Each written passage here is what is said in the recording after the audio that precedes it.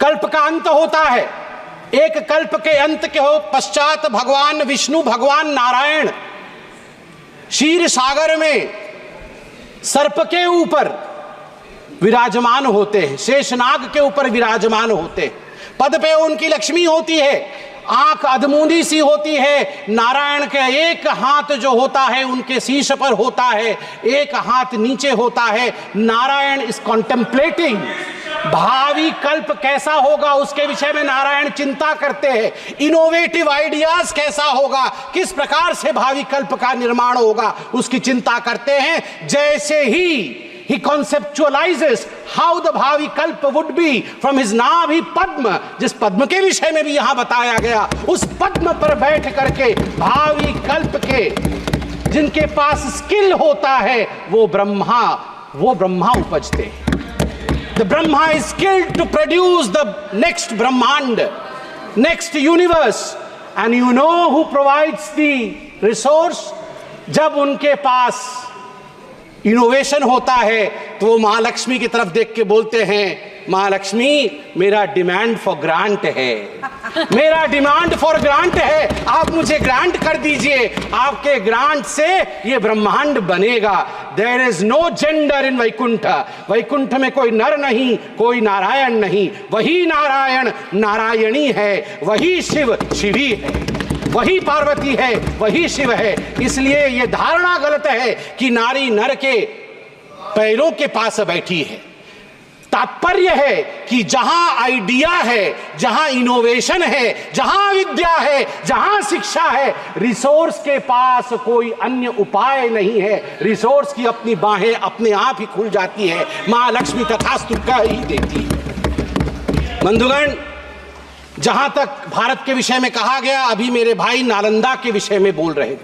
जब नालंदा को बख्तियार खिलजी ने आग लगाया था, 3 महीनों तक नालंदा जला था, 3 महीनों तक। वो ज्ञान का खजाना अभी भी अमिट है। मैं धन्यवाद दूंगा प्रधानमंत्री नरेंद्र मोदी को, जो आग तब जली थी वो आग आज बुझी है, वो आग आज बुझी है। भारत की आबादी के 40% बच्चे और युवा हैं, 40% बच्चे और युवा हैं। यह एक डेमोग्राफिक डिविडेंड भी है। This is the demographic dividend of India, but it's a big challenge as well. ये एक बहुत बड़ा चैलेंज भी है। शिक्षा, कौशल और रोजगार, जिस प्रकार से उसके लिए 1.48 लाख करोड़ यह प्रस्तावित किया गया है इस बजट में रखा गया है। I commend this government. I applaud this government. I applaud Narendra Modi ji and Dharmendra Pradhan ji, Nirmala Sitharaman ji for the work that they have been doing in this sector and the proposals that have been put forth in this budget. What is the most important reason behind putting most of the effort on skilling, on entrepreneurship, on innovation? The most important reason is that India wants to go towards Vikasit Bharat. We want to create a talent basket. We want to be a skill hub. We want to be a solution provider to the whole globe. And that's the reason as to why such importance has been given to skilling, employment generation, as well as way forward. Flagship programs like Samagra Shiksha, PM Shri, PM Poshan, they have received increased allotment in this budget, and let me commend the government that this budget allocation for the financial year 2024-25 of rupees 73,498 crore is the highest ever for the Department of School Education and Literacy.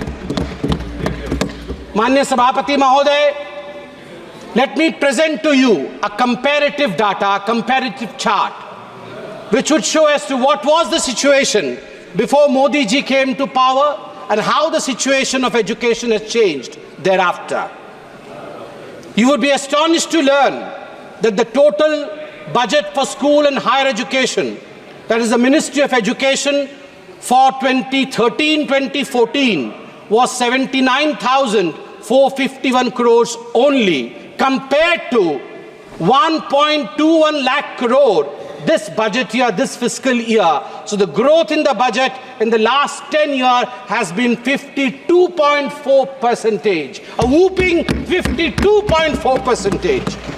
Similarly, in the school education, the growth in budget has been 39.5%, and higher education, the allotment has increased by, I repeat, 78%. I emphasize 78% increment in the allotment in higher education.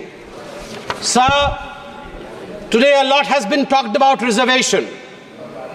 My good friend from this side and my friends on that side, they've exchanged arguments about reservation, आरक्षण. मुझे तो कहते हुए तकलीफ होती है, जो लोग आरक्षण के ऊपर इस प्रकार मगरमच्छ के आंसू बहाते हैं, वो लोग आज जवाब दें।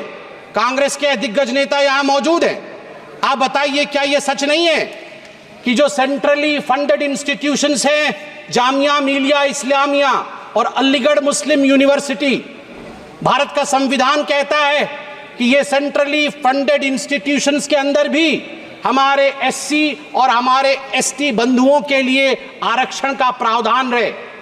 मगर बड़े दुख के साथ मुझे कहना पड़ रहा है, 2011 में जामिया मिलिया इस्लामिया से एससी एसटी स्टूडेंट का आरक्षण कांग्रेस पार्टी ने समाप्त कर दिया, और ठीक उसी प्रकार 1981 में अलीगढ़ मुस्लिम यूनिवर्सिटी से एससी एसटी स्टूडेंट्स का आरक्षण कांग्रेस पार्टी ने मुस्लिम तुष्टीकरण के कारण समाप्त कर दिया। इसके लिए कांग्रेस पार्टी को जवाब देना होगा।